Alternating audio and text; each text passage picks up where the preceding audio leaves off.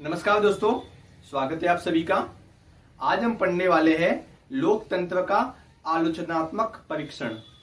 मतलब कि लोकतंत्र के गुण और दोष, advantage of democracy and disadvantage of democracy, आज हम ये देखने वाले हैं। तो देखिए, जैसे एक सिक्के के दो पहलू होते हैं ना, कोई भी सिक्का होता है उसके दो पहलू होते हैं, चित और पट, हेड और टेल। वैसे ही किसी भी व्यक्ति के, किसी भी विचार के, हर चीज के दो पहलू होते हैं। एक पहलू होता है अच्छा और एक पहलू होता है बुरा। ठीक है, वैसे ही लोकतंत्र के भी दो पहलू है। एक पहलू अच्छा है तो एक पहलू बुरा है। आज हम उन दोनों पहलुओं पे बात करने वाले हैं। जैसे कि मान लीजिए कोई पेन है, उस पेन से हम लिखते हैं, वो उसकी अच्छी बात है।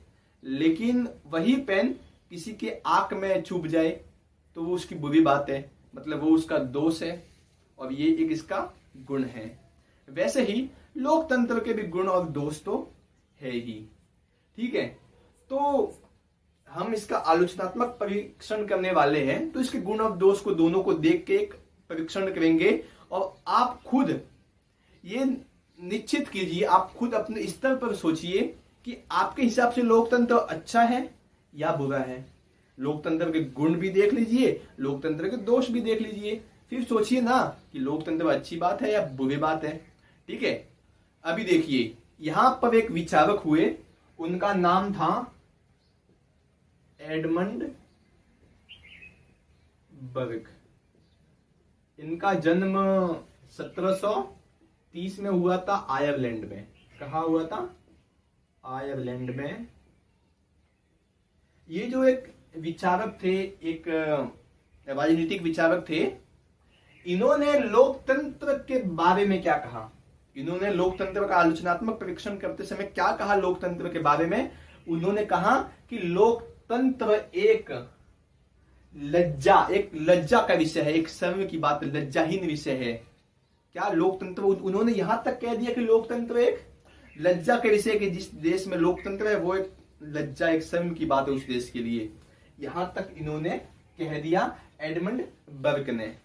ठीक है, इसके बाद एक और विचारक आए, उन्होंने लोकतंत्र को बहुत ही अच्छा माना, बहुत ही अच्छा कहा। कि उन्होंने कहा कि लोकतंत्र किसी देश में है तो वो बहुत ही अच्छा है। उनका नाम था जॉस पी लॉवेल। इनका जन्म 1891 में हुआ, फिलीपींस में हुआ इनका जन्म, फिलीपींस में। जॉस पी लॉवेन का जन्म 1881 में हुआ, 81 में हुआ, फिलीपींस में हुआ। जॉस पी लॉवेन एक पॉलिटिशियंस भी थे, एक मतलब एक राजनीतिक थे और एक जज भी थे, एक निर्णायक भी थे, जॉस पी लॉवेन। इन्होंने लोकतंत्र की विचारधारा को बहुत अच्छा माना और लोकतंत्र के पक्ष में ये खड़े हो गए। जबकि एडमंड बर्ग ने लोकतंत्र की लज्जा वाला विषय मान लिया कि ये लज्जा की बात है। ठीक है, तो इतना तो आपको समझ में आ गया कि हाँ भाई, किसी के लिए लोकतंत्र अच्छी बात है तो किसी के लिए लोकतंत्र बुरी बात है। अभी आपको लोकतंत्र कैसा लगता है, आप अपने स्तर पर सोचिए और हमें कमेंट में बताइए कि हाँ कैसा लगता है आपको, आप लोकतंत्र के बारे में क्या सोचते हैं। आपको मैं अभी गुण और दोष बताऊंगा तो आपको एकदम जो स्थिति है क्लियर हो जाएगी, एकदम स्पष्ट समझ में आएगा कि हाँ आपको लोकतंत्र अच्छा लगता है। तो उसके दोष देख लो। दोष चलो कोई बात नहीं, फिर भी दोष भी देख लिया, गुण भी देख लिया, उसके बाद सोचिए ना। ठीक है, तो हम देखते हैं लोकतंत्र के सबसे पहले गुण देखते हैं। हम देखते हैं लोकतंत्र के गुण। देखिए, लोकतंत्र के बहुत सारे गुण, 10 से 12 गुण मैं आज आपको इस वीडियो में बताने वाला हूं। सबसे पहला जो गुण है लोकतंत्र का, वो गुण ये है कि लोकतंत्र से सार्वजनिक हित में वृद्धि होती है। किसमें वृद्धि होती है? सार्वजनिक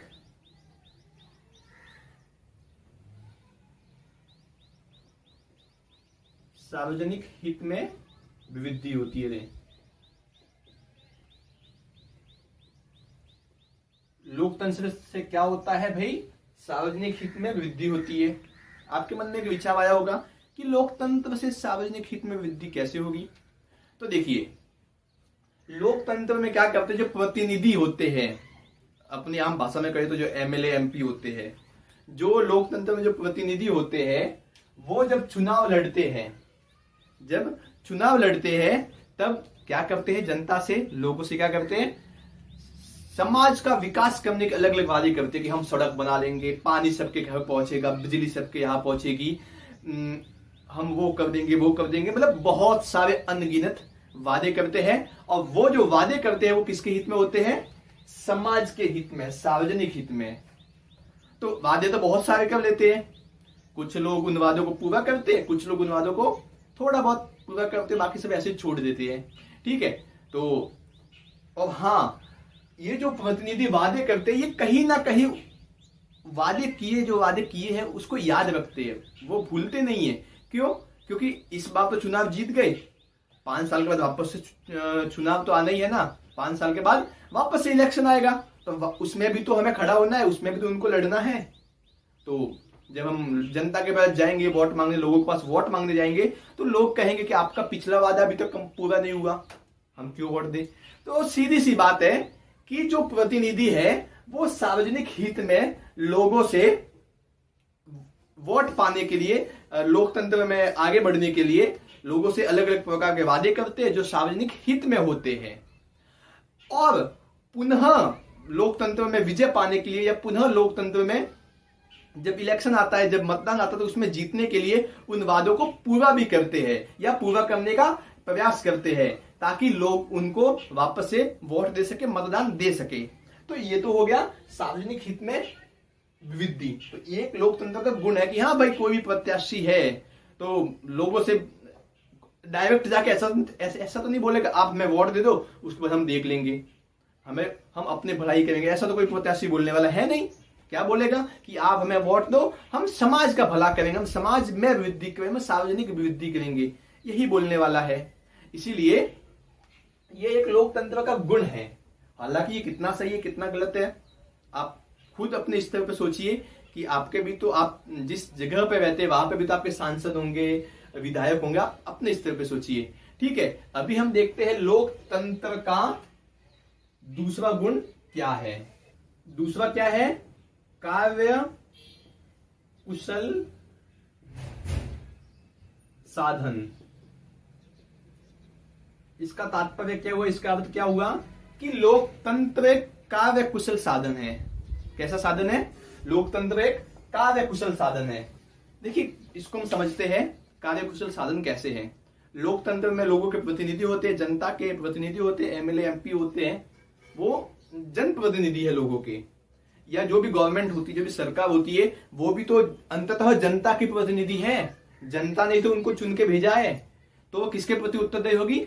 जनता के प्रति उत्तरदायी होती है। सरकार भी जनता के प्रति उत्तरदायी होती है। सरकार जो भी काम करेगी, कौन? सरकार जो भी काम करेगी वो लोगों को पसंद आए या लोगों के हित में हो, ऐसा ही काम करेगी। ऐसा कोई कानून नहीं बनाएगी जो लोगों के विरुद्ध जाता हो, जो लोगों की भलाई के लिए न हो। ऐसा तो कोई कानून बनाने वाली है नहीं। वो ऐसा ही नियम लाएगी, ऐसे ही कानून बनाएगी और ऐसे ही काम करेगी जो लोगों के हित में हो। लोग जैसा चाहते हैं, लोग जैसा चाहते हैं वैसा काम करेगी। देखिए, लोकतंत्र और राजतंत्र की, देखिए, दो तंत्र मैं आपको बताता हूं। एक तो होता है राजतंत्र, एक होता है लोकतंत्र। ठीक है, भारत में लोकतंत्र चलता है। इन दोनों के बीच का जो सबसे मुख्य अंतर होता है ना, वो क्या होता है पता है? राजतंत्र में जैसा राजा होता है, जैसा किंग होता है, वैसी जनता होती है, वैसी प्रजा होती है। जैसा किंग वैसी जनता। ठीक है, और लोकतंत्र में जैसी जनता होती है, जैसी प्रजा होती है, वैसा शासन होता है। यही इन दोनों के बीच में डिफरेंस है। तो यही मैं कहना चाहता हूं कि कार्यकुशल साधन में जनता जो चाहेगी, जनता के हित में जो होगा, वही सरकार कानून बनाएगी, वही नियम बनाएगी। क्योंकि अंततः उनको जवाब तो जनता को ही देना है। 5 साल के बाद वापस से सरकार में आना है, तो वो जनता के हित में ही साधन काम करेगी। और वो कैसा काम? कुशल काम, की हाँ जनता के लिए एक अच्छा काम हो, वो करने का प्रयत्न करेगी। ठीक है,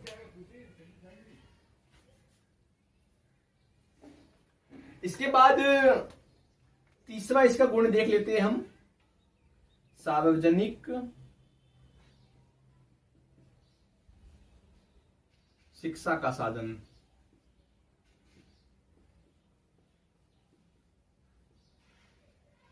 देखिए, लोकतंत्र का एक गुण ये भी है कि लोकतंत्र सार्वजनिक शिक्षा का साधन है। लोकतंत्र से जो नागरिक है वो शिक्षा लेते हैं, वो कुछ ना कुछ लोकतंत्र से सीखते हैं। सेक्रीफाइस करना नागरिक सीख जाते हैं, किससे? लोकतंत्र से। लोकतंत्र क्या है? एक शिक्षा का साधन है। कौन सी शिक्षा का साधन है? सार्वजनिक शिक्षा का साधन। जैसे कि लोकतंत्र में जो व्यक्ति है वो सभी लोग वोट डालते हैं, तो किसको वोट डालना है, किसको मतदान करना है, वो सोचेंगे। वो अपने स्तर पे सोचेंगे, वो समाज के स्तर पे सोचेंगे कि हाँ, इसको मैं वोट दूंगा तो इससे लोगों को क्या फायदा होगा, समाज को क्या फायदा होगा, ये व्यक्ति कैसा है। तो कहीं ना कहीं उसके पास वो अपने स्तर पे सोचेगा, वो समानता के बारे में सोचेगा, स्वतंत्रता के बारे में सोचेगा, वो विभिन्न प्रकार के बारे में सोचता जाएगा और शिक्षा ग्रहण करता जाएगा। लोकतंत्र में नागरिकों के पास कर्तव्य होते हैं, अधिकार होते हैं। वो जितना अपने अधिकारों का पालन करता है, जितना अपने अधिकारों को मानता है, उसका यह भी कर्तव्य है कि वो अपने कर्तव्य को भी उतना ही माने, उतना ही उसका पालन करे। तो नागरिक जो है वो सार्वजनिक शिक्षा लेता है, इससे लोकतंत्र से। इसके बाद सेक्रीफाइस करना सीखता है। सेक्रीफाइस करना मीन्स जैसे कि नागरिक है तो वो अपना हित अहित वो तो जाने गई, उसके लिए क्या अच्छा है क्या बुरा है। तो मान लीजिए कि एक व्यक्ति है, उसके घर के सामने से एक बड़ी सड़क निकलने वाली है। ठीक है, एक बड़ी सड़क निकलने वाली है, तो उस बड़ी सड़क में कहीं ना कहीं उसका थोड़ा सा जो घर का हिस्सा है वो भी उसमें टूटने वाला है, उसका घर थोड़ा पीछे आने वाला है कि नहीं। तो अभी वो क्या करेगा? हालांकि उसको समाज से शिक्षा तो मिली है, उसको लोकतंत्र के माध्यम से वो सोच सकता है, उसके देश के बारे में सोच सकता है, उसके लोगों के बारे में सोच सकता है, समाज के बारे में सोच सकता है। तो उसको लगेगा कि हाँ यार, मेरा थोड़ा सा घर पीछे जा रहा है, चलो कोई बात नहीं, मैं सैक्रिफाइस कर लेता हूं, है कि नहीं। सड़क बनेगी, एक अच्छा हाईवे बनेगा, तो उससे मेरे समाज को फायदा होगा, मेरे देश को फायदा होगा। मेरे अकेले के फायदे की छोड़ो, थोड़ा घर पीछे ले लेते हैं, थोड़ा सैक्रिफाइस कर लेते हैं। तो वो इस प्रकार के छोटे मोटे सैक्रिफाइस करने के लिए भी मान जाएगा। मतलब कि वो अपना फायदा देखने से पहले, व्यक्ति अपना फायदा देखने से पहले लोकतंत्र में समाज का फायदा देखेगा। उसको इस प्रकार की शिक्षा मिलती है, इस प्रकार की सार्वजनिक शिक्षा मिलती रहती है। किससे? लोकतंत्र से। हालांकि लोकतंत्र प्रत्यक्ष रूप से आके सिखाता नहीं है, किंतु कहीं ना कहीं हम जिस समाज में रहते हैं उस समाज में लोकतंत्र है और हम कुछ ना कुछ सीखते रहते हैं। ठीक है, तो ये तो हो गया सार्वजनिक शिक्षा का साधन। अगला है नैतिक शिक्षा का साधन। लोकतंत्र का एक और सबसे अच्छा गुण क्या है कि लोकतंत्र नैतिक शिक्षा का साधन है। नैतिकता, मोबिलिटी, ठीक है ना, ये उसका साधन है। कौन? लोकतंत्र। अभी आप सोच रहे होंगे कि लोकतंत्र से नैतिक शिक्षा कैसे मिलती है। तो लोकतंत्र से लोग सोचते हैं, अपने स्तर पर सोचते हैं, लोगों की भलाई, अपने से पहले दूसरे लोगों की भलाई देखते हैं। कहीं ना कहीं दया का भाव तो आ ही जाता है, उदारता का भाव तो आ ही जाता है लोगों के मन में। तो वही एक तरह की नैतिक शिक्षा है कि हाँ, अपने बारे में न सोच के दूसरों के बारे में सोचना, अपनी सीमा से निकल के दूसरों के विषय में सोचना, अपनी जो सर्किल सीमा है, जो छोटी सीमा है, उसको फैलाते जाना, बड़ा करते जाना, यही नैतिक शिक्षा है। देखिए, एक मैंने भी आपको बताया था, एक व्यक्ति हुए जॉस पी लॉवेन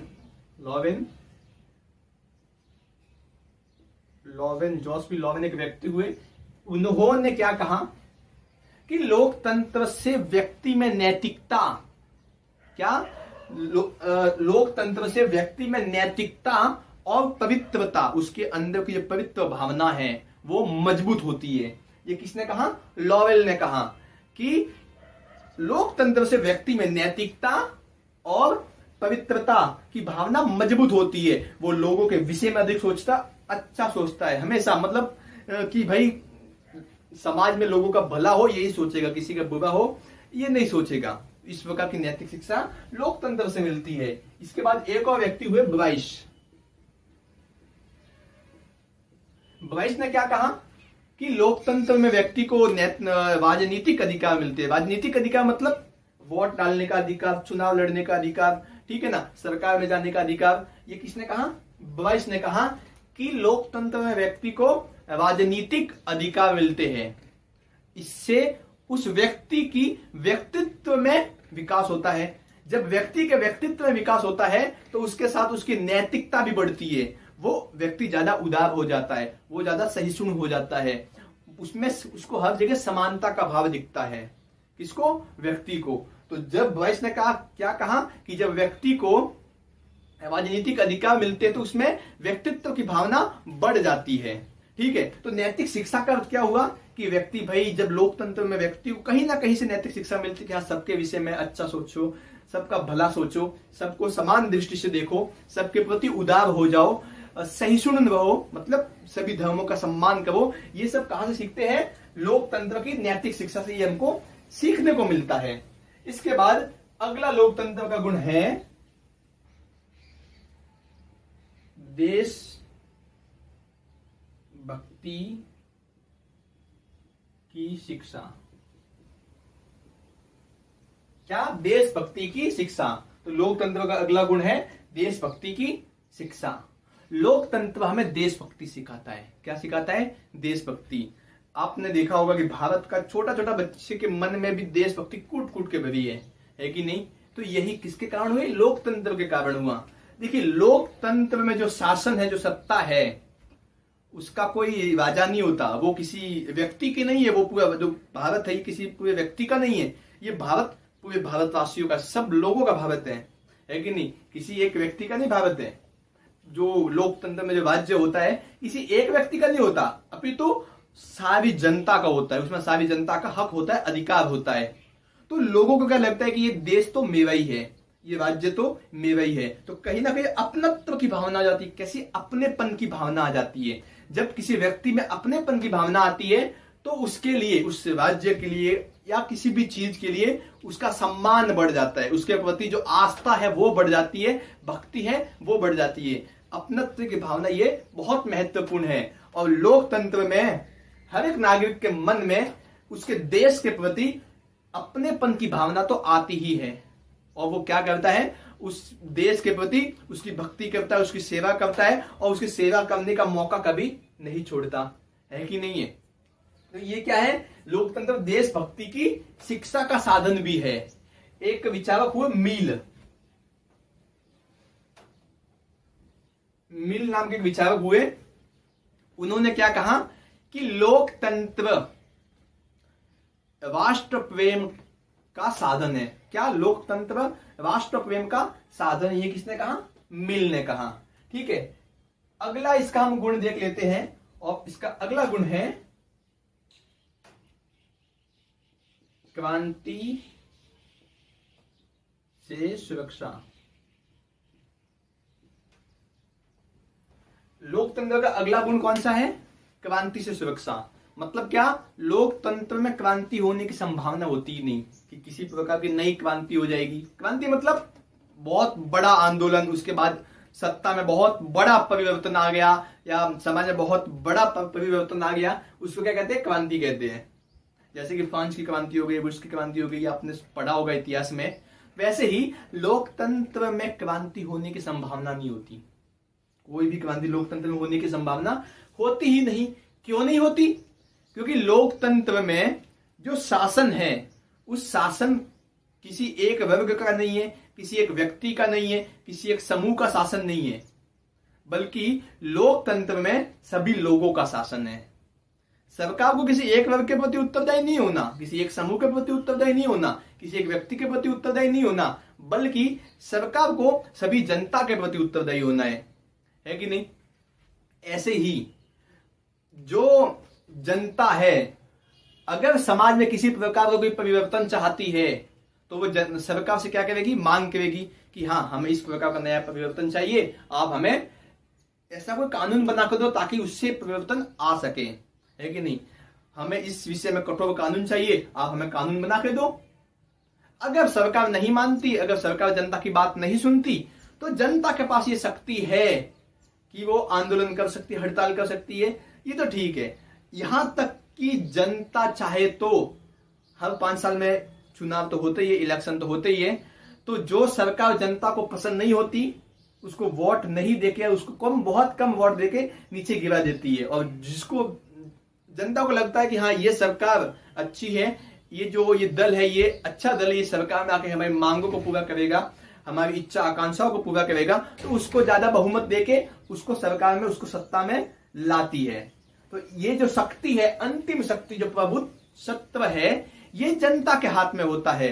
जब जनता के हाथ में सब शक्ति है तो क्रांति की तो कोई बात ही नहीं उठती। कोई भी चेंज लाना है तो सीधा सरकार को बोल दो, आ जाएगा चेंज, सरकार कानून बना देगी। ठीक है, तो आपको ये भी समझा कि क्रांति से सुरक्षा। अगला इसका गुण है समानता और स्वतंत्रता पर आधारित शासन।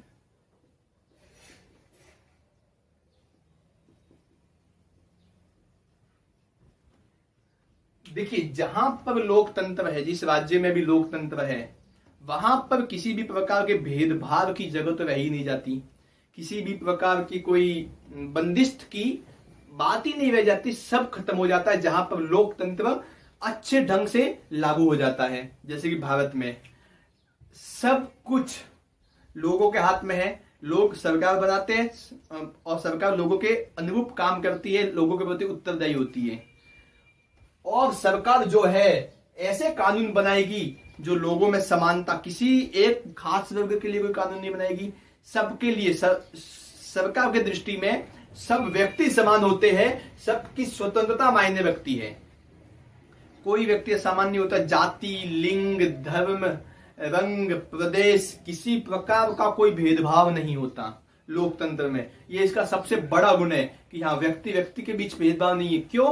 क्योंकि लोकतंत्र में सब व्यक्ति समान है, सब व्यक्तियों का देश है कि नहीं। सब व्यक्तियों से मिलकर देश बना है, चाहे वो किसी भी जाति का हो, किसी भी पंथ का हो, किसी भी धर्म का हो, किसी भी प्रदेश का हो, किसी भी कोई भी भाषा बोलता हो, कैसा भी उसका रंग हो, कैसा भी कद काटी हो, किसी प्रकार की कोई भेदभाव की कोई गुंजाइश ही नहीं रह जाती।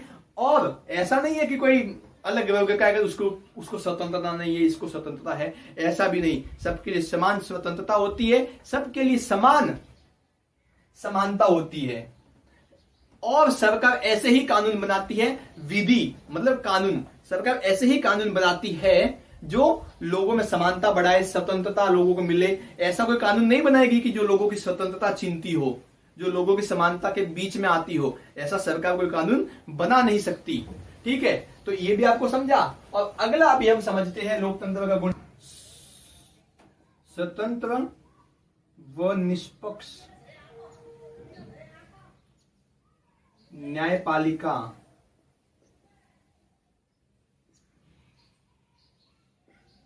की स्थापना।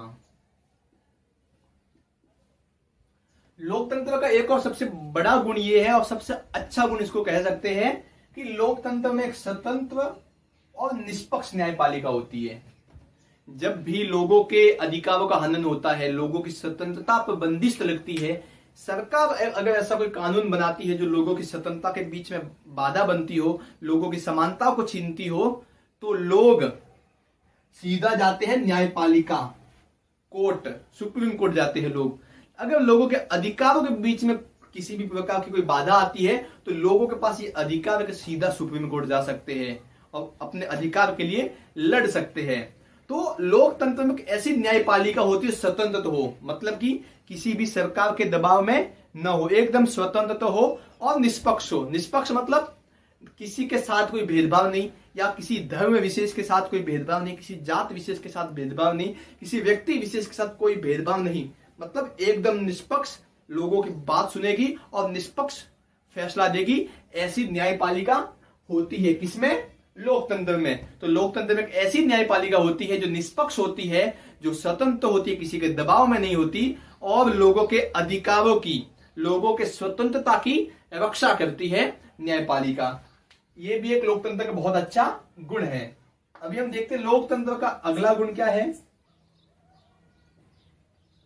कला, साहित्य, संस्कृति व विज्ञान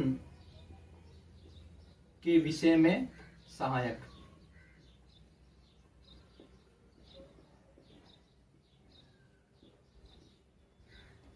लोकतंत्र का एक और सबसे अच्छा गुण क्या है कि लोकतंत्र कला, साहित्य, संस्कृति व विज्ञान के विषय में सहायक है। मतलब कि लोकतंत्र में अगर है, लोकतंत्र है किसी राज्य में, तो उस राज्य में, उस देश में कला को, विभिन्न प्रकार की कला को, विभिन्न प्रकार के साहित्य को, अलग अलग प्रकार की भाषाओं को, विभिन्न प्रकार के साहित्य को, संस्कृति को, वहां की अलग अलग प्रकार की संस्कृति होती है, उन संस्कृतियों को, इसके बाद विज्ञान को, कि हाँ आज का आधुनिक विज्ञान को भी बढ़ावा देती है, उसका विकास करती है। ऐसा नहीं कि उसको दबाती है।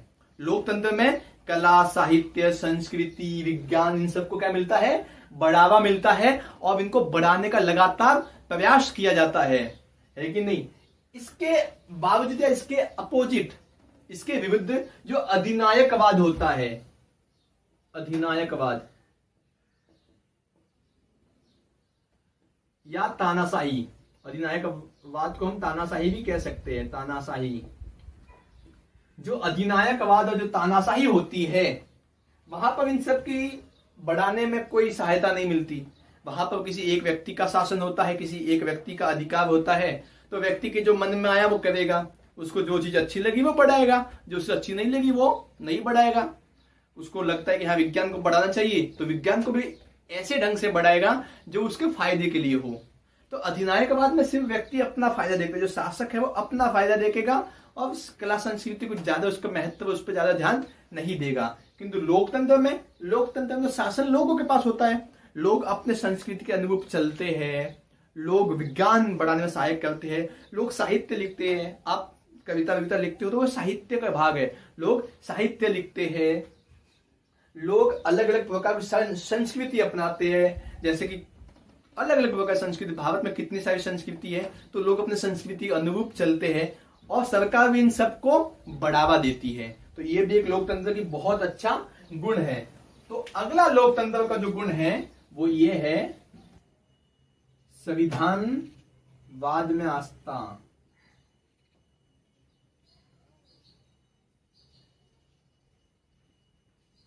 लोकतंत्र क्या करता है? लोकतंत्र संविधान में आस्था करता है, मतलब आस्था रखता है। जहां पर लोकतंत्र है वहां पर संविधान तो होगा ही होगा।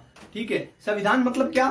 कानून, एक तरह से कह सकते, उस देश को चलाने के लिए बनाए गए कानून, संविधान। वो संविधान कौन बनाता है? उस देश के लोग ही बनाते हैं। और कैसा संविधान होता है? जो लोगों के हित में हो, जो लोगों को समानता प्रदान करता हो, जो लोगों को स्वतंत्रता देता हो, ऐसा संविधान। ऐसा संविधान नहीं, मतलब ऐसा कोई कानून नहीं जो लोगों की सब आस्था चिंता हो, लोगों के समानता का ध्यान न रखता हो। ऐसा तो लोग बनाएंगे नहीं। लोग तो ऐसा ही संविधान बनाएंगे, ऐसा ही कानून बनाएंगे जो लोगों के हित में हो। तो इसीलिए लोकतंत्र जो है वो संविधान में आस्था रखता है कि हाँ किसी भी देश को चलाने के लिए एक संविधान होना चाहिए, उस संविधान के अनुरूप सारा देश चलेगा। कोई नया कानून बनाना हो तो उस संविधान के अनुरूप ही कानून भी बनेगा। कोई नया नियम बनाना हो तो उस संविधान के अनुरूप ही कोई नया नियम बन सकता है। इस प्रकार का एक संविधान होता है। भारत का भी अपना एक संविधान है जो विश्व का सबसे बड़ा और लिखित संविधान है। इसके बाद लोकतंत्र में क्या होता है कि लोकतंत्र में निरंकुश शासन को अपनाया नहीं जाता। निरंकुश मतलब किसी एक व्यक्ति का शासन को मान्यता नहीं है। लोकतंत्र में एक ऐसा शासन चाहिए, भले सीमित क्यों ना हो, लोकतंत्र सीमित शासन को मानता है, मतलब संविधान को मानता है। संविधान में जितना लिखा उतना ही होगा, एक सीमित शासन को मानता है, निरंकुश शासन को नहीं कि जो मन में आया वो कर दिया, ऐसा शासन नहीं मानता। लोकतंत्र सीमित शासन को मानता है। ठीक है, लोकतंत्र सत्ता जो है वो किसी एक व्यक्ति के हाथ में हो ऐसी मान्यता नहीं रखता कि सत्ता की शक्ति किसी एक व्यक्ति के हाथ में है, इस प्रकार की लोकतंत्र मान्यता नहीं रखता, बल्कि सत्ता का विकेंद्रीकरण हो, मतलब सत्ता की शक्ति है सभी जनता के पास हो, बहुत सारे लोगों के पास हो। लोकतंत्र विकेंद्रीकरण में विश्वास रखता है, सीमित शासन में विश्वास रखता है। तो लोकतंत्र का जो संविधानवाद की आस्था है, ये समझ में आया आपको। इसके बाद लोकतंत्र का अगला गुण हम देख लेते हैं, शक्तिशाली शासन व्यवस्था।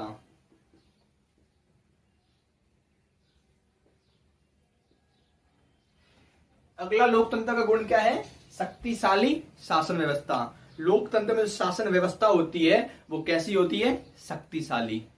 लोकतंत्र में भले ही एक व्यक्ति हो, मतलब सरकार किसी एक व्यक्ति की हो, मतलब किसी एक दल की हो सरकार, लेकिन वो सरकार बनाने वाले कौन है, आखिरकार लोग ही तो है, जनता ही तो है जो सरकार बनाती है कि नहीं। तो लोकतंत्र की जो शासन होती है शक्तिशाली होती है। अगर जो लोग हैं, लोगों के मन में क्या होता है, देशभक्ति का भाव होता है लोकतंत्र में, कूट कूट के देशभक्ति भरी होती है लोगों में। तो जब भी देश पर कोई मुसीबत आती है, कोई आपदा आती है, जैसे कि अभी कोविड-19 आया, तो सरकार के पीछे सभी लोग लग जाते हैं कि सरकार आगे बढ़ो, हम तुम्हारे साथ है कि नहीं। सरकार जो कहेगी लोग वैसा करेंगे। सरकार ने लोगों को कहा कि घरों में रहो, लोग मान गए। क्यों, क्योंकि लोकतंत्र है, सरकार के पीछे सारे लोग हैं, लोगों की सरकार है।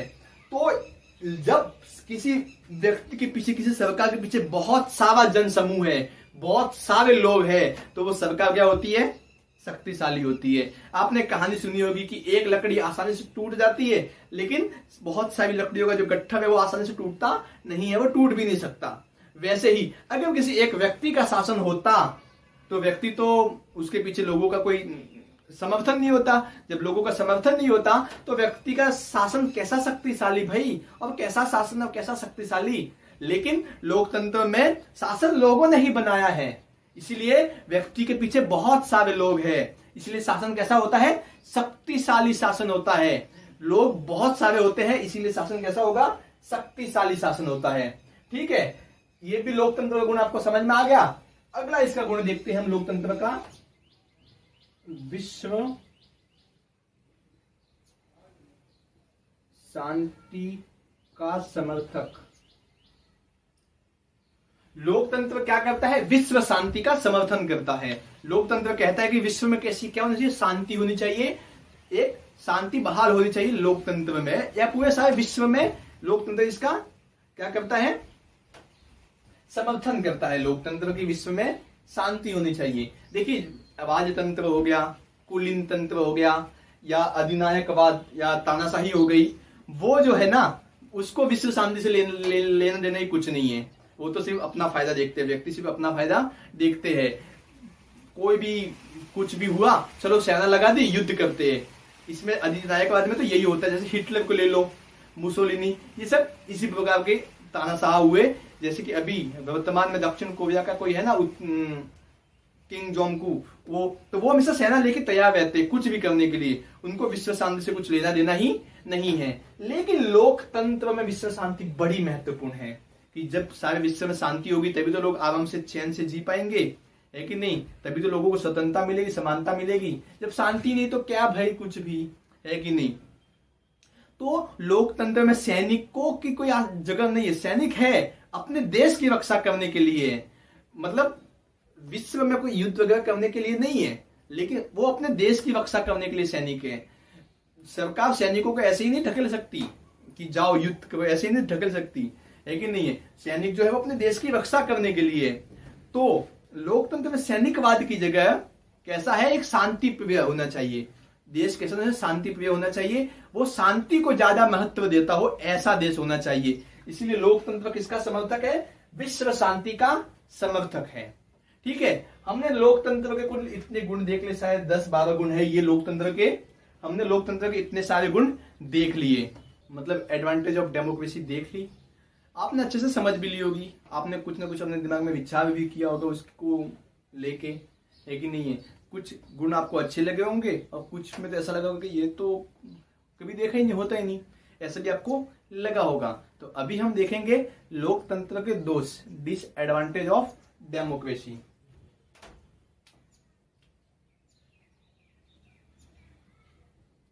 लोकतंत्र के दोष। लोकतंत्र के दोष मतलब क्या कि हम लोकतंत्र को जितना अच्छा मानते हैं अच्छा है, लेकिन उसके भी कुछ दोष है, उसके भी कुछ नुकसान है, उसके भी कुछ ऐसे तत्व है जो अच्छे नहीं है। तो वो कौन कौन से हैं देखते हैं हम। तो सबसे पहला अगर माने तो लोकतंत्र का जो दोष है, सबसे पहला दोष ये है कि लोकतंत्र में जो व्यक्ति को बौद्धिक प्राणी माना जाता है वो एक धारणा भ्रामपूर्ण है, मतलब कि एक भ्रामक धारणा है। तो क्या कि लोकतंत्र की जो व्यक्ति संबंधित धारणा है वो भ्रामक पूर्ण है, भ्रमपूर्ण धारणा है। कैसी है? लोकतंत्र की व्यक्ति संबंधित धारणा, व्यक्ति संबंधित धारणा क्या है? भ्रमपूर्ण है। देखो, लोकतंत्र में ऐसा माना जाता है कि सभी लोग, सभी व्यक्ति क्या है? बुद्धिमान है, विवेकी है, मतलब अपने विवेक से फैसला ले सकते हैं, अपने बुद्धि के स्तर पर सोच सकते हैं। ये लोकतंत्र में ऐसा माना जाता है। इसीलिए लोकतंत्र में व्यक्तियों को क्या दिया गया है? राजनीतिक अधिकार, उनको मतदान करने का अधिकार दिया गया है। भारत में पहले 21 साल था मतदान करने की आयु, लेकिन जब राजीव गांधी आए तो उन्होंने 18 साल उसकी आयु कर दी। ठीक है, तो व्यक्ति संबंधित जो धारणा है, लोगों को, सभी व्यक्तियों को मतदान देने का अधिकार दिया गया है।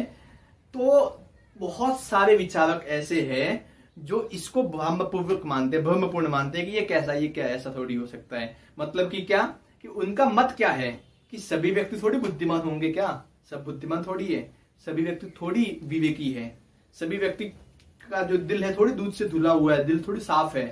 कहीं ना कहीं कुछ ना कुछ तो खोट हो सकती है।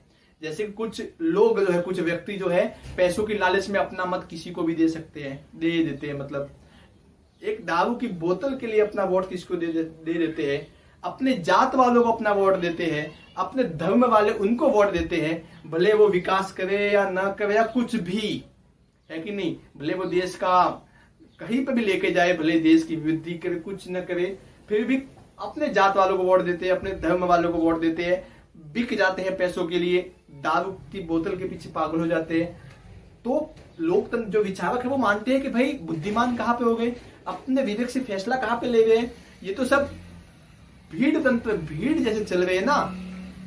इसीलिए जो विचारक है लोकतंत्र को भीड़ तंत्र कहा है। क्या कहा है? लोकतंत्र को भीड़ तंत्र कहा है। इतना समझना है कि व्यक्ति संबंधी धारणा भ्रमपूर्ण क्यों मानते हैं ये विचारक? क्यों? क्योंकि लोकतंत्र मानते हैं कि सबके पास बुद्धि है, विवेक है, लेकिन सबके पास तो होती नहीं। ठीक है, अगला जो इसका दोष है लोकतंत्र का वो क्या है? बुद्धि जीवी वर्ग की उदासीनता। लोकतंत्र का एक और दोष क्या है कि जो बुद्धिमान लोग हैं ना वो हमेशा लोकतंत्र से उदास रहते हैं, उनको हमेशा उदासी ही नसीब होती है लोकतंत्र से। ऐसा क्यों? क्योंकि लोकतंत्र में बुद्धि से ज्यादा, लोकतंत्र में बुद्धि या विवेक से ज्यादा किसको महत्व देते हैं? संख्या को। किसको महत्व देते हैं? संख्या को महत्व देते हैं। लोकतंत्र में बुद्धि या विवेक से ज्यादा किसको महत्व देते हैं? संख्या को महत्व देते हैं। इसीलिए बुद्धिजीवी वर्ग क्या होता है? हमेशा उदास होता है। मान लीजिए कोई एक व्यक्ति है जो चुनाव में खड़ा हो गया, बहुत काबिल व्यक्ति है, बहुत पढ़ा लिखा हुआ व्यक्ति है कि नहीं, उसके पास बहुत दिमाग है, समाज का भला करना चाहता है, उसकी नीति नियत भी अच्छी है। एक तो ऐसा व्यक्ति खड़ा हो गया, और उसके विपक्ष में एक ऐसा व्यक्ति खड़ा हो गया जिसका जात का सपोर्ट बहुत है, उसके जात वालों का सपोर्ट है, उसके धर्म वालों का सपोर्ट है, या पैसे दे के वोट ले रहा है, किसी भी प्रकार से घपला करके वोट ले रहा है कि नहीं है। तो अभी जो बुद्धिमान व्यक्ति खड़ा हुआ इलेक्शन में, वोट में जो खड़ा हुआ, उसको लोग बहुत कम वोट देंगे, और जो दूसरा विपक्ष खड़ा हुआ उसको वो वोट ज्यादा मिलेंगे। क्यों? क्योंकि उसके पीछे सपोर्ट बहुत ज्यादा है। आखिरकार अंततः क्या होगा कि जिसको ज्यादा संख्या में वोट मिले वो वाला व्यक्ति जीत जाएगा, और बुद्धिमान व्यक्ति क्या हो जाएगा? हार जाएगा। तो इसी प्रकार के बहुत सारे बुद्धिमान व्यक्ति होते, बहुत सारे इंटेलेक्चुअल, मतलब बहुत सारे जो अलग अलग बुद्धिमान व्यक्ति होते, लोग होते हैं, वो क्या होते हैं, उदास रहते कि क्या जाएंगे यार, यहाँ पर हमारे कोई चलती नहीं है, सब तो संख्या, मतलब सब तो जात वाले वोट ले जाते हैं, हम जाके करी क्या लेंगे, हमें कौन पहचानेगा, इस प्रकार के वो उदास, इस प्रकार की बातें करके वो उदास रहते हैं। ठीक है, तो ये इसका एक दोष हो गया। अगला दोष इसका क्या है, शैक्षणिक महत्वता का दावा भ्रमपूर्ण। इसका अगला दोष क्या है कि शैक्षणिक महत्वता का जो दावा करता है लोकतंत्र, वो एक भ्रमपूर्ण दावा है। हमने पढ़ा ना भी आगे कि लोकतंत्र से सार्वजनिक शिक्षा मिलती है, नैतिक शिक्षा मिलती है, राष्ट्र प्रेम की शिक्षा मिलती है। तो वो सब दावे क्या है कि भ्रमपूर्ण है। आप खुद सोचिए कि मिलती है क्या, नहीं मिलती ना। लोगों को तो जिसको वोट देना है उसको ही देंगे, वो थोड़ी अपने स्तर पे सोचेंगे, है कि नहीं। जो राजनीतिक दल होते हैं लोकतंत्र में, वो कोई भी राष्ट्रीय मुद्दा उठा लेंगे और उसको ऐसा बताएंगे कि वो भले मुद्दा लोगों के हित में हो कि नहीं हो, भले वो राजनीतिक दल के ही हित में क्यों ना मुद्दा हो, कोई मुद्दा उठा लेंगे और वो मुद्दा भी कौन सा उठाएंगे, जो राजनीतिक दल के हित में हो वो मुद्दा उठाएंगे, भले लोगों के हित में हो कि नहीं हो, और उसको ऐसा बताएंगे कि ये राष्ट्रीय मुद्दा है और ये लोगों के हित में मुद्दा है, इसलिए लोग उसको वोट देंगे। मतलब अपने फायदे को भी जो राजनीतिक दल है वो लोगों का फायदा बता के सरकार में आ जाएंगे। तो कहीं ना कहीं इससे भला हुआ क्या, समाज का भला होगा, नागरिकों को नैतिक शिक्षा मिली, देशभक्ति की भावना जो जगी। आज भी देश में देख सकते हो कहीं भी बहुत सारे लोग नारे लगाते हैं कि भारत वो इस प्रकार के बहुत सारे नारे लगाते हैं। तो क्या देशभक्ति की शिक्षा मिलती है लोकतंत्र से? बहुत सारे लोग आजादी मांगते फिरते हैं। तो शैक्षणिक शिक्षा तो मिली नहीं। ये दावा है क्या है, भ्रमपूर्ण है। राजनीतिक दल किसी भी चीज को भले अपना फायदा है उसको लोगों का फायदा बता के वोट ले लेंगे, वो ले लेंगे, ठीक है ना। तो ये भी दावा क्या है, भ्रमपूर्ण। इसीलिए ये भी इसका एक दोष है लोकतंत्र का। इसके बाद अगला दोष क्या है लोकतंत्र का, स्वतंत्रता व समानता भ्रमपूर्ण। देखो लोकतंत्र क्या कहता है कि सबको समान अधिकार है, सबको स्वतंत्रता है, सबको समानता है। लेकिन लोकतंत्र का ये भी एक दोष है कि स्वतंत्रता और समानता क्या है, भ्रमपूर्ण बातें हैं, एक भ्रम में डालने वाली बात है। कैसे कि लोकतंत्र में कहते हैं कि सबको राजनीतिक समानता है, स्वतंत्रता है कि नहीं है। कैसी राजनीतिक स्वतंत्रता तो लोकतंत्र में दी गई है, लेकिन आर्थिक समानता है क्या किसी को? क्या सब लोग आर्थिक दृष्टि से समान है? कोई अमीर तो अमीर है, कोई गरीब तो गरीब है। अमीर अमीर होता जाता है, गरीब गरीब बनता जाता है। राजनीतिक स्वतंत्रता दी गई है, लेकिन बिना आर्थिक समानता के, बिना आर्थिक समानता के ये राजनीतिक समानता स्वतंत्रता किस काम की? क्योंकि राजनीति में हम वोट तो डालेंगे, ये तो हमारा अधिकार है, तो वो तो हम करेंगे ही। लेकिन अगर हमें चुनाव में खड़ा होना है, हमें प्रत्याशी बनना है, हमें लोकसभा का सांसद बनना है, हमें विधानसभा का विधायक बनना है, तो उसके लिए तो पैसे चाहिए। हमें लोग पहचानेंगे, इसके लिए हमें प्रचार तो करना पड़ेगा अपना खुद का, हमें लोगों के बीच में जाना पड़ेगा, हमें रैलियां करनी पड़ेगी, पैसा चाहिए कि नहीं चाहिए। तो लोकतंत्र में राजनीतिक स्वतंत्रता समानता मिल गई, लेकिन लोकतंत्र में आर्थिक समानता नहीं है जी, आज भी नहीं है। आपने देखा होगा कभी कोई गरीब व्यक्ति चुनाव में खड़ा नहीं होता, या तो वही व्यक्ति खड़ा होता है जिसके पास बहुत पैसा है, या बहुत फेमस व्यक्ति है, और बहुत फेमस है तो उसके पास पीछे पैसों वाले बहुत सारे लोग खड़े होते हैं, है कि नहीं है। तो अपने देश में क्या था पहले कि जब संविधान बना, जब नया नया संविधान बना था अपने देश में, तब उस समय जो आर्थिक जो धन अर्जित करने और धन जमा करने की जो अधिकार था, मूल अधिकार था। किंतु आज वर्तमान में उस मूल अधिकार को हटा दिया गया और आज वो हमारा मूलभूत अधिकार, आर्थिक मूलभूत अधिकार नहीं है। पहले 7 अधिकार थे, अभी सिर्फ 6 ही अधिकार बचे हैं। तो आर्थिक समानता, आर्थिक स्वतंत्रता तो है ही नहीं अपनों को। तो फिर राजनीतिक स्वतंत्रता किस काम की? बिना पैसों के तो राजनीति होती ही नहीं है। अगर कोई गरीब व्यक्ति चाहे कि मैं जाके बनूं, कुछ एमएलए एमपी बनूं, तो नहीं बन सकता भाई साहब, पैसे नहीं है उसके पास, कैसे बनेगा? उस पर सपोर्ट नहीं है। तो जब पैसे वाले लोग सत्ता में जाते हैं, सरकार में जाते हैं, जब पैसे वाले लोग सत्ता में जाते हैं, सरकार में जाते हैं, तो क्या करते हैं, जाके वहां पे जाके ऐसे ही कानून बनाते हैं जो कानून जो कानून पैसे वाले लोगों के हित में हो, जो कानून पैसे वाले लोगों को बढ़ावा देते हो। भाई वो खुद पैसे वाले, इसलिए तो अपना फायदा देखेंगे कि हाँ मैं पैसे वाला, मैं स्टैंडर्ड हूं, तो मैं ऐसे ही कानून बनाऊंगी तो स्टैंडर्ड लोगों को अच्छे लगेंगे, है कि नहीं। तो कहीं ना कहीं ये जो स्वतंत्रता और समानता है वह इस स्तर पे आके समाप्त हो जाती है कि जब वो कानून, भाई जो नए कानून, नए नियम है जो पैसे वाले लोगों के लिए बना रहे हैं, तो हम गरीब लोगों का क्या काम। आज भी भारत की बहुत सारी पॉपुलेशन कभी प्लेन के सपने देखे ही नहीं है, बैठे ही नहीं है प्लेन में, भी सपने तो बहुत देखेंगे कैसे, है कि नहीं। तो हमने ये भी लोकतंत्र के दोष पढ़ लिया। हम अगला दोष पढ़ते हैं, राजनीतिक दलों का दुष्प्रभाव।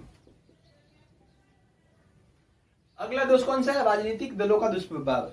देखिए लोकतंत्र है, लोकतंत्र में सरकार तो लोगों की बनेगी, लेकिन जो प्रतिनिधि है वो कहां से आएंगे, दल से तो आएंगे। जो पार्टी है उस पार्टी से तो जो प्रतिनिधि है आके सरकार बनाएंगे। भारत में बीजेपी, कांग्रेस, शिवसेना, बीएसपी, सपा, बहुत सारे दल है, वो जाके तो सरकार बनाते हैं, है कि नहीं। तो इसके लिए क्या चाहिए कि दल अच्छे होने चाहिए, है कि नहीं। दल ऐसे होने चाहिए जो राष्ट्र हित की बात करे, राष्ट्र भक्ति की बात करे, ऐसे दल होने चाहिए। लेकिन वास्तव में ऐसा होता है जी नहीं होता। क्या होता है, दल भी अलग अलग सेपरेट दल बन गए कि हाँ ये दल सिर्फ हिंदुओं के लिए, ये दल सिर्फ मुस्लिम के लिए, ये दल सिर्फ दलित वर्ग के लिए, ये दल इनके लिए, ये दल इनके लिए, इनके लिए, मतलब अलग अलग। देश तो सभी लोगों का है, लेकिन दल सभी अलग अलग लोगों के बन गए हैं, अलग अलग जाति के, अलग अलग धर्म के लोग दल बन गए हैं, है कि नहीं। तो फिर कहां से देशभक्ति आएगी लोगों के मन में।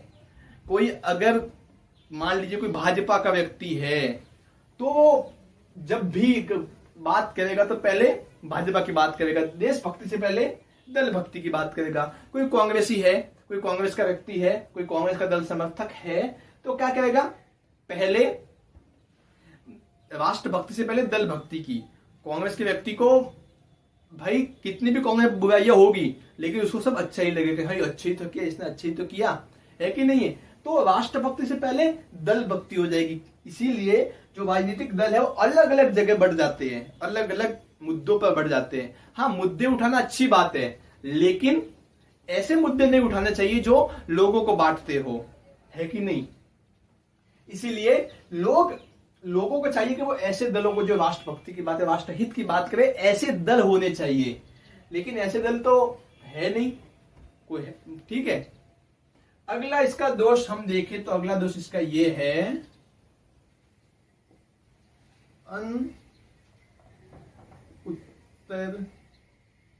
उत्तरदायी शासन प्रणाली, उत्तरदायी शासन प्रणाली। इसका अगला दोष क्या है कि जो लोकतंत्र की शासन प्रणाली है वो कैसी है, अनुत्तरदायी है। हमने आगे क्या पढ़ा था कि लोकतंत्र जनता के प्रति उत्तरदायी होता है, हमने ये पढ़ा। लेकिन वास्तव में ऐसा होता है जी, नहीं होता। कोई भी सरकार काम करती है तो क्या जनता से आके पूछती है, नहीं पूछती ना। वो तो लोगों के प्रतिनिधि है वो, और वो भी उनकी मर्जी चलाते हैं। वो प्रतिनिधि भी कौन सा जनता से आके पूछते हैं, है कि नहीं है। तो हम कहते हैं कि लोकतंत्र में जो सरकार होती है वो जनता के प्रति उत्तरदायी होती है, किंतु वास्तव में तो ऐसा होता नहीं है। अगर कोई सरकार अच्छा काम कर दे, अच्छा कदम उठा ले, अच्छा फैसला ले ले, अच्छा विकास कर ले, तब तो वो सारा जो क्रेडिट है, सारा जो श्रेय है, वो सरकार खुद ले लेगी कि हाँ ये हमारी सरकार ने किया, हमारे दल ने किया, हमारी पार्टी ने किया। अपना जो सारा क्रेडिट है वो खुद ही ले लेगी।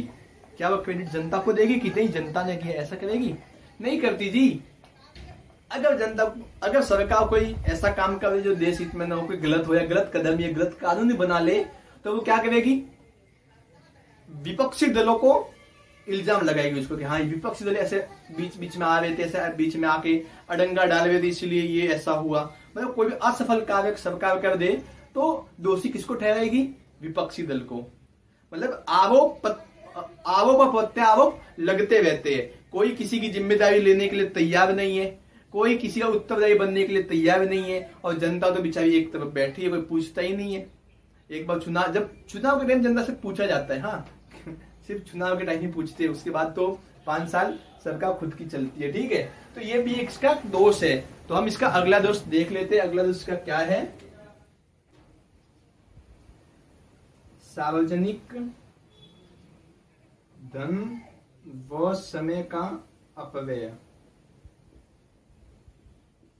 देखो लोकतंत्र में क्या होता है, जो सार्वजनिक धन है, समय है, उसका अपव्यय होता है। भाई साहब कैसे अपव्यय होगा? देखो सरकार लोगों से टैक्स लेती है, वो टैक्स है क्या, वो सार्वजनिक धन हो गया।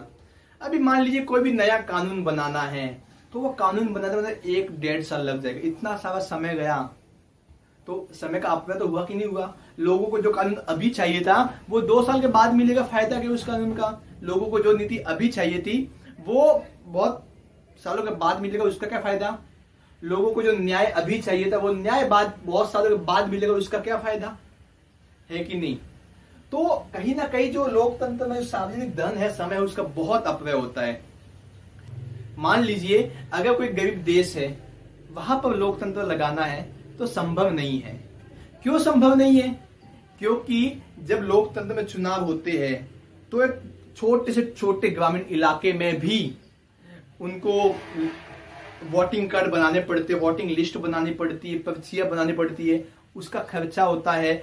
उनका मतदान के लिए अधिकारी लगाने नियुक्त करने पड़ते हैं, उसका बहुत सारा खर्चा होता है, करोड़ों में जाता है वो खर्चा।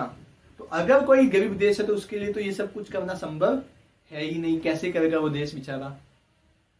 तो बहुत खर्चीला है लोकतंत्र में जो चुनाव का प्रोसेस है। इसके बाद ये इसी जगह का राजतंत्र होता तो सिर्फ एक राजा होता, कोई भी कानून बनाना जनता उस पर आती कि हमें ये कानून बनाना है, अगर राजा मान जाता, उसको पसंद आ जाता वो, तो तुरंत कानून बन जाता, उसने कह दिया कानून बन गया।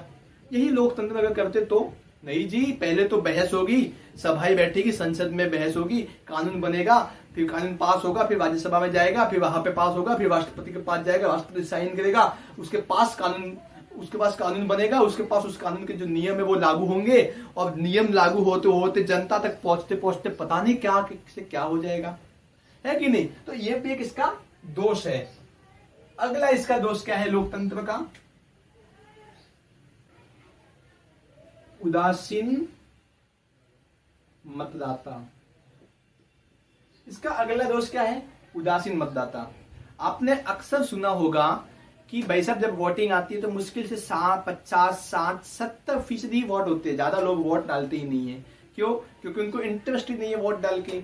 उनको ऐसा लगता है कि हमारे वोट डालने से क्या हो जाएगा, जिसको जो बनना है वो तो बन ही जाएगा, है कि नहीं? और जो प्रत्याशी खड़े होते बहुत बार उनके पसंद के भी नहीं होते, उनको लगता है कि भाई इस दल का भी ये जो प्रत्याशी ये भी एकदम भ्रष्टाचारी है, ये भी भ्रष्टाचारी है, ये भी एक नंबर का दोषी है, तो हम किसको वोट डालें? लोगों को एक उदास हो जाते, जो मतदाता है उदास हो जाते हैं। उनको लगता है कि यार इतने सारे दोष है, क्या कर लेंगे हम 1-2 वोट डाल के। तो लोगों को वोट डालने में कम इंटरेस्ट लेते हैं। तो लोकतंत्र का ये भी एक बहुत बड़ी कमजोरी है कि भाई जब तक 100% वोट नहीं होंगे तब तक तो सभी लोगों का शासन होगा नहीं, सभी लोगों की सरकार होगी नहीं। तो 50-60% वोट डालते हैं तो उससे तो 50-60% लोगों की शासन होगी, सरकार होगी, है कि नहीं है? तो उदासीन मतदाता, कहीं ना कहीं मतदाता भी उदास होते हैं लोकतंत्र की। ये कैसी व्यवस्था है यार, मतलब वोट डाल लो, वो कर लो, और हमारे तो कुछ चलता ही नहीं है कि नहीं? तो ये भी इसका दोष है। अगला इसका दोष क्या है? संकट काल की दृष्टि से कमजोर शासन। देखिए हमने आगे क्या पढ़ा था कि लोकतंत्र एक शक्तिशाली शासन है कि नहीं? लेकिन ये किसका दोष है कि लोकतंत्र संकट काल, जब संकट आता है देश पे, राष्ट्रीय आपदा आती है, मान लो युद्ध की स्थिति पैदा हो गई, तब उस समय लोकतंत्र की जो शक्ति है वो कहाँ चली जाती है भाई साहब, है कि नहीं है? क्यों ऐसा क्यों होता है? देखो एक तो होता है राजतंत्र होता है, एक होता है लोकतंत्र होता है। तो देखो अगर युद्ध की स्थिति है ना तो राजतंत्र हमेशा मजबूत होगा। क्यों? क्योंकि वहां पर सिर्फ एक ही राजा निर्णय लेगा, जो राजा बोलेगा वो सेना कर दी जाएगी, और राजा को अपने जो निर्णय है किसी को बताने नहीं है कि एक हाँ उसके कुछ खास लोग होंगे उनको ही पता चलेगा। बाकी किसी को थोड़ी पता चलना है कि क्या निर्णय लिया राजा ने युद्ध की स्थिति में। अगर लोकतंत्र में ऐसा हुआ तो मान लीजिए लोकतंत्र देश है, उस पर युद्ध की स्थिति आ गई तो जो भी निर्णय लेंगे वो तो सबको बताने पड़ेंगे, मतलब संसद में जो भी है बताने पड़ेंगे, अलग अलग मीटिंग्स बुलानी पड़ेगी, तो वहां पे जो निर्णय है वो बताने पड़ेंगे। मतलब कि कोई बात गुप्त रहने के तो आसार है ही नहीं। लोकतंत्र में कोई बात गुप्त रह नहीं सकती, राजतंत्र में बात गुप्त रह सकती है। जैसे कि आपको एक उदाहरण देते हैं, जब द्वितीय विश्व युद्ध चल रहा था, जर्मनी के साथ, जर्मनी जो था एक वो हिटलर का शासन था, नाजीवाद हिटलर, आपको पता होगा। इसका तानाशाह कौन था? हिटलर था। तो जर्मनी के सामने सिर्फ इंग्लैंड टिक सका। क्या टिक सका? इंग्लैंड देश ही टिक सका। क्यों? क्योंकि वहां पर राजतंत्र था, मतलब वहां पे जो महाराजाओं का शासन था इंग्लैंड में, और बाकी जो देश थे, जो लोकतांत्रिक बाकी जो देश थे, वो सब जर्मनी का आके फीके पड़ गए, उनका कुछ चला ही नहीं, जर्मनी तो ऐसे ही उड़ा दिए। इंग्लैंड अंत तक टिका रहा जर्मनी का आगे। तो ये एक बहुत बड़ी कमजोरी है लोकतंत्र की कि हाँ भाई, युद्ध की स्थिति में, संकट काल की स्थिति में लोकतंत्र कमजोर हो जाता है। ठीक है, इसके बाद अगला इसका दोष क्या है लोकतंत्र का? लोकतंत्र विश्व शांति का समर्थन नहीं है। देखिए अभी हमने आगे क्या पढ़ा था कि लोकतंत्र क्या है? विश्व शांति का समर्थन है, वो विश्व शांति का समर्थन करता है। किंतु इसका एक दोष भी है कि लोकतंत्र विश्व शांति का समर्थन नहीं करता। कैसे नहीं करता? कि देखिए लोकतंत्र, भाई साहब, लोकतंत्र को पूंजीवादी मतलब लोकतंत्र वो कैसा है? पूंजीवादी है। लोकतंत्र कैसा है? पूंजीवादी है। मतलब क्या कि आखिरकार उस पर जो शासन है वो तो जो पैसे वाले लोग, जो पूंजी वाले लोग है, वही तो कर रहे हैं लोकतंत्र पर शासन। जो लोकतंत्र में जो सरकार है वो कौन बना? जो पैसे वाले लोग है वही तो सत्ता में आ रहे हैं।